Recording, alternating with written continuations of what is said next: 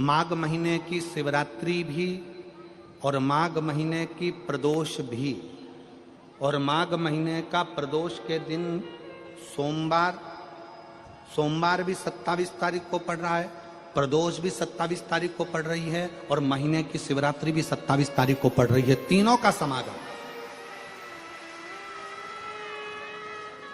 तीन संयोग, सोमवार 27 तारीख का ही प्रदोष और 27 तारीख को ही महीने की मासिक शिवरात्रि, तीनों का संयोग बन गया। हमने आशीष से कहा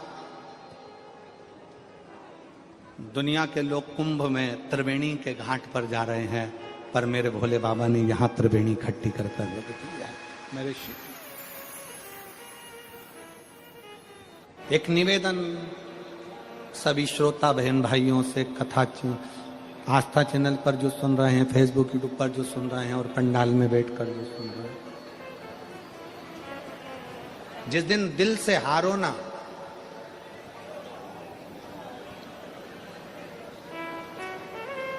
थोड़ी तकलीफों में अगर घिर जाओ, तकलीफें आ जाएं, कष्ट आ जाए, तकलीफें जिस दिन तुम्हारे भीतर बहुत ज्यादा मात्रा में आ जाए, उस दिन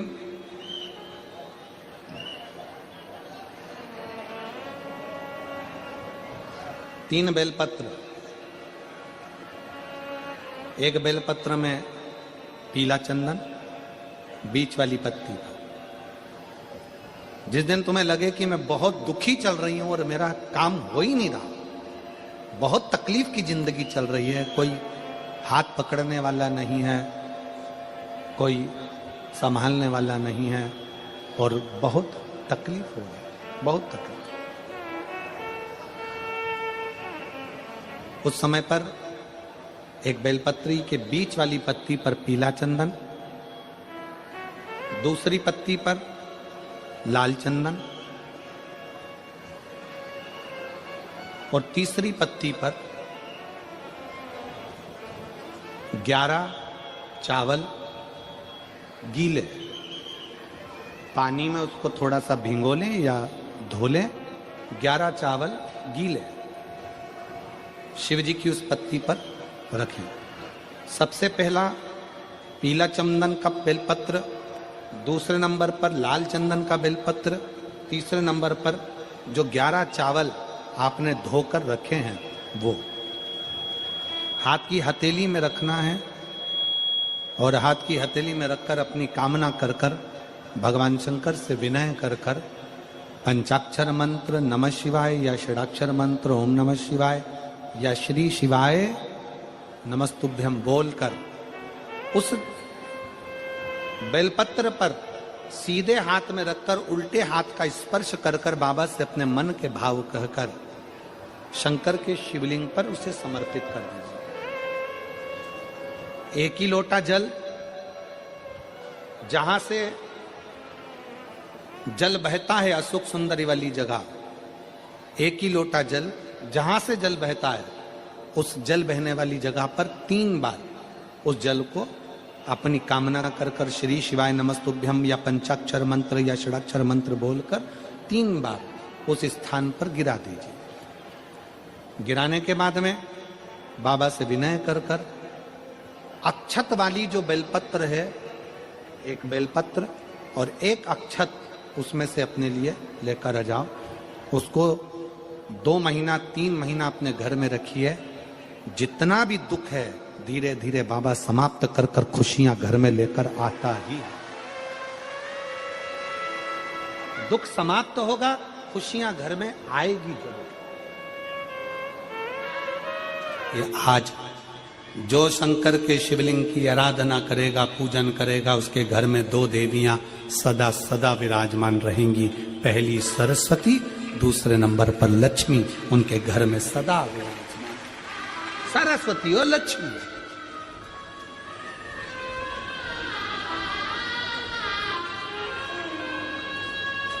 एक देवी का फूल होता है,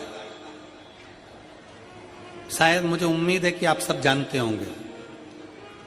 एक देवी का फूल होता है जिसको जायसोन या गूलर का फूल भी कहते हैं, घंटी वाला फूल भी कहते हैं, लाल कलर का होता है। काय का बोलते हैं इधर? गुड़ल, गुड़र का फूल, जायसवान का फूल लाल कलर का होता है, जिसमें घंटी निकली रहती है एक छोटी सी, उसमें पीले पीले पीले पीले दाने रहते हैं।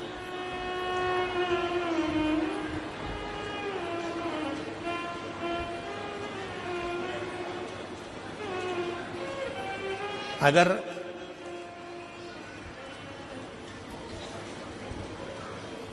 मान लो कोई बेटा बेटी, कोई लड़का लड़कियां, कोई बेटा बेटी, नवयुवक बच्चे या बहुएं या कोई अन्य व्यक्ति भी कोई कार्य चालू कर रहा है, मान लो कोई कार्य आप चालू कर रहे हैं, एजुकेशन के लिए बढ़ रहे हैं, या आपने कोई लक्ष्य बनाया है कि मुझे इस कंपटीशन एग्जाम में बैठना है, इस कंपटीशन एग्जाम में बैठना है और मेरा इसमें पास होना जरूरी है, और मैं जो चीज पढ़ती हूं ना मैं भूल जाती हूं, मैं अध्ययन करता हूं और भूल जाता हूं।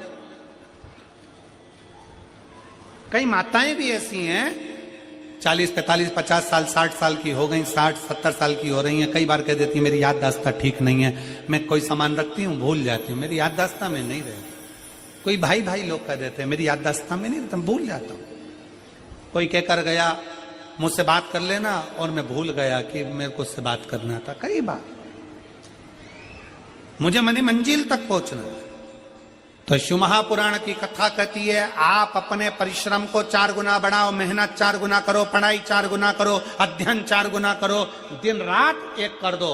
और साथ में जो अशोक सुंदरी की जगह है, ये शिवलिंग समझ लेना जरा, ये जलाधारी पार्वती जी का हस्त कमल, ये शिवलिंग, ये जलाधारी, और यहां से जल बहता है। राइट में गणेश जी, लेफ्ट में कार्तिकेय जी, और बीच में जम के बोलो जरा अशोक सुंदरी। ये बीच की जगह जो घंटी वाला फूल होता है, जिसको आप लोग जायसवान बोले कि आपके क्षेत्र में गुलर बोले, देवी जी को चढ़ता है। देवी जी का अति प्रिय पुष्प है, माता रानी का वो लाल पुष्प अति प्रिय। उसी पुष्प को ये बेलपत्र की जो डंडी होती है, बेलपत्र की जो डंडी का भाग होता है, उस घंटी का भाग उसी डंडी की ओर होना चाहिए। जैसे फूल की जो अंदर की घंटी जो निकली हुई है, उसका भाग ऐसा डंडी की ओर होना चाहिए। मतलब आपको बेलपत्री पर ये फूल को इस तरह से रखना पड़ेगा। मतलब उसका जो घंटी का भाग है, हाँ लाइए फूल लाओ, जेरा फूल मिल गया वो।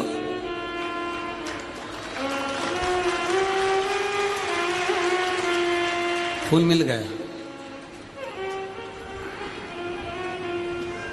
भारत में फूल जल्दी मिल भी जाता है, मिल गया। अब ये फूल और इस फूल की जो घंटी का भाग है वो इस डंडी की ओर हो, मारे डंडी के साइड। अपनी कामना कर कर, अपना नाम और गोत्र का स्मरण कर कर, शिव जी से अपने मन का भाव बोलकर इस फूल को और इस बेलपत्र को 12 महीने शिवरात्रि पड़ती है। किसी भी शिवरात्रि पर अशोक सुंदरी वाली जगह पर, शंकर के शिवलिंग की ओर जो अशोक सुंदरी की जगह है, वहां पर डंडी और घंटी का मुख शिवलिंग की ओर होते हुए उस बेलपत्र को समर्पित करो। कब करना है?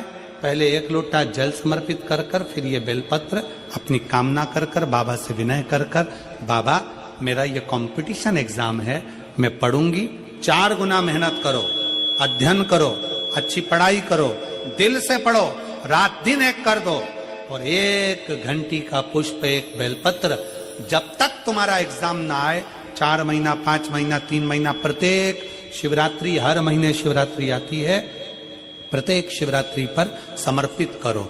आप अपने लक्ष्य तक पहुंचोगे ही, कोई रोक नहीं सकता। आप अपने लक्ष्य तक, अपनी मंजिल तक पहुंचे ही जाओगे।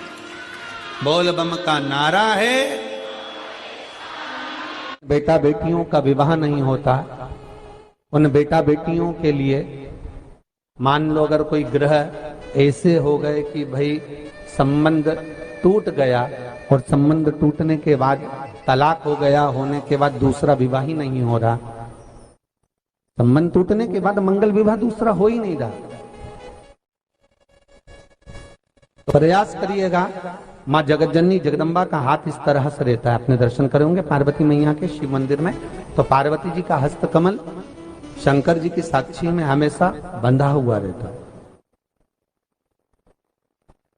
शिव की साक्षी में। महाराज प्रदोष काल में, प्रदोष के दिन कभी भी, किसी भी प्रदोष के दिन, वैसे तो मूल है इसमें सोम प्रदोष का वर्णन, सोमवार की जो प्रदोष पड़े उसका मूलता माना गया है, पर आप प्रयास करना कि किसी भी प्रदोष के दिन जिसका तलाक हो चुका हो, जिसका संबंध खराब हो चुका हो, संबंध हो ही नहीं रहा हो वापिस से, सोम प्रदोष के दिन जहां मां जगतजननी का हस्त कमल बंधा रहता है और शंकर भगवान का शिवलिंग है। आप लोगों ने कथा सुनी होगी कि सबसे पहली यज्ञोपवीत संस्कार, सबसे पहला यज्ञोपवीत संस्कार किसका हुआ था और किसने किया था? महाराज सबसे पहला यज्ञोपवीत माता ललिता देवी ने भगवान शंकर को यज्ञोपवीत धारण करवाया था।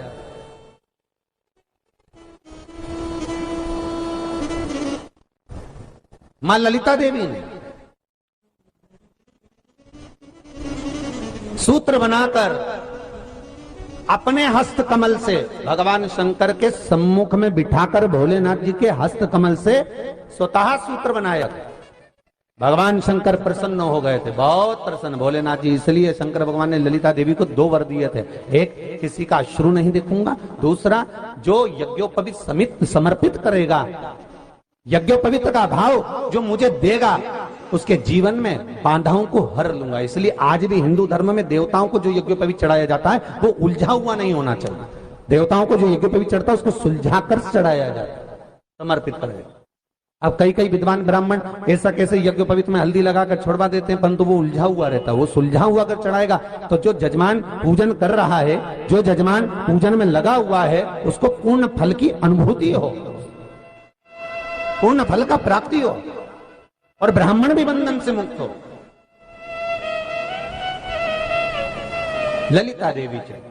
तो हमारे यहाँ भौम सोमवार का जो प्रदोष हो, उस प्रदोष के दिन जिसका मंगल विवाह नहीं हो रहा है, सारी तकलीफें झेल रहे हो, बहुत कष्टप्रद हो, तो माँ का जो हस्त कमल है, उस हस्त कमल से लेकर शंकर भगवान के शिवलिंग तक एक कच्चे सूत की धार बनाई जाती है। महाराज 6 धार कच्चे सूत की बनाई जाती है। यहाँ शंकर भगवान का शिवलिंग है, यहाँ माता का हस्तकमल है, हस्तकमल से चालू होकर शिवलिंग, शिवलिंग से चालू होकर हस्तकमल, ऐसी 6 धार बनाई जाती है हमारी। और धार बनाकर उस धार पर माखन का लेपन किया जाता है भगवान शिव को।